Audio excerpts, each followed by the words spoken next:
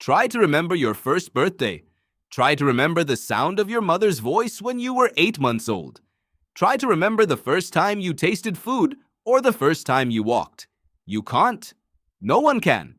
And the real answer for why is far stranger than simple forgetting. You were there. Your eyes were open. Your brain was working. You were learning faster in those first 2 years than you ever will again in your entire life. And yet, none of it stayed. Where did it go? For over a century, the leading explanation was psychological. Sigmund Freud coined the term for this in 1905, calling it infantile amnesia. He believed the missing years were buried on purpose, repressed because of urges too disturbing for the conscious mind to hold on to. It was a strange theory. It was also wrong. The real explanation isn't about repression, it's about construction. Your brain, in its first years of life, wasn't failing to store memories. It was busy building the machine that would one day be capable of storing them at all. Think about what a memory actually requires. It needs a brain structure called the hippocampus, a small curved region tucked deep in your temporal lobe. The hippocampus acts like a librarian. It takes new experiences and files them into long-term storage so you can retrieve them later. But here's the problem. In infancy, that librarian hasn't finished building its shelves. Researcher Carolyn Rovee-Collier spent decades studying infant memory using a clever method. She tied a ribbon from a baby's ankle to a mobile hanging above the crib. Babies as young as 2 or 3 months old quickly learned that kicking made the mobile move, and they remembered that connection days later. So infants can learn. Infants can retain information, at least briefly. The capacity for memory exists early. But something happens between that early memory and the kind of memory you carry with you for a lifetime.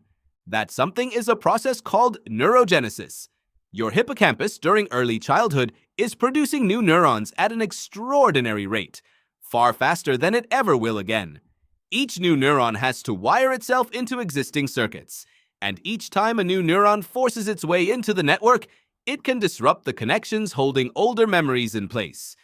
Neuroscientist Paul Franklin led a landmark study on this exact mechanism. Working with mice, his team found that boosting neurogenesis in young mice caused them to forget memories faster, while slowing neurogenesis in older mice helped memories last longer. The young brain isn't a faulty hard drive, it's a hard drive being rebuilt while it's still recording.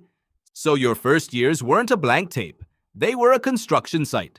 And construction sites are loud, messy, and impossible to use for permanent storage. But there's a second piece to this puzzle, and it's just as important as the biology.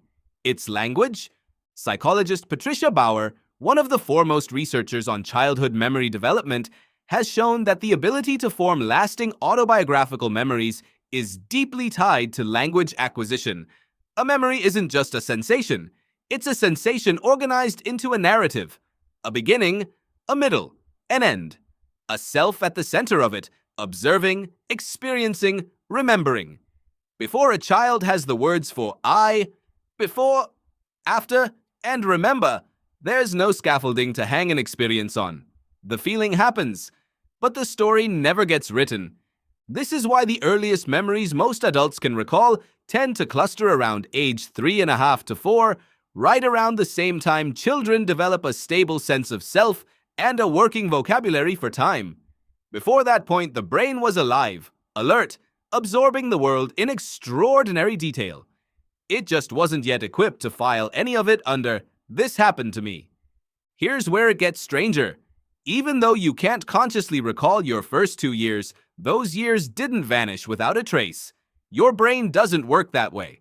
Researchers distinguish between explicit memory, the kind you can describe in words, and implicit memory, the kind that lives in your habits, your reflexes, your emotional reactions, your sense of safety or threat. Implicit memory forms early and forms easily. It just doesn't come with a label. This means your earliest experiences are still inside you. They shaped how your nervous system calibrated to stress. They shaped your earliest attachments, your sense of whether the world responds when you cry out.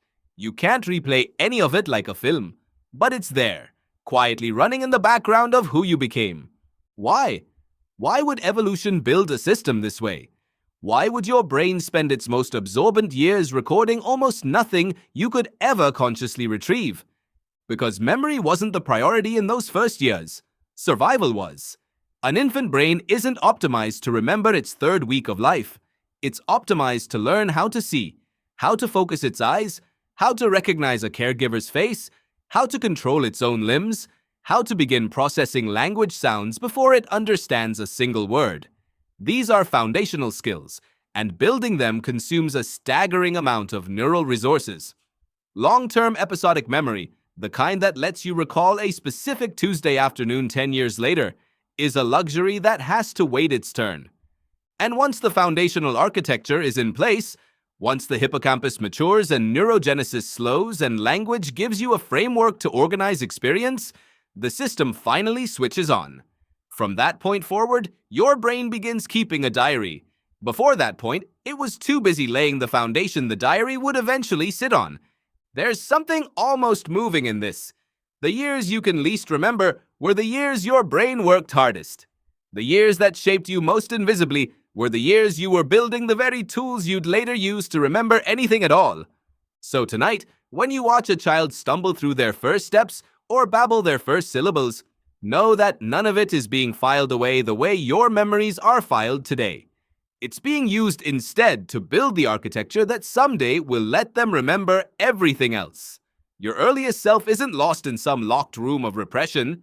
Your earliest self was the architect, and the blueprints they built are the reason you can remember anything at all. Try to remember your first birthday again. You still can't. But now you know why. It was never forgetting. It was construction.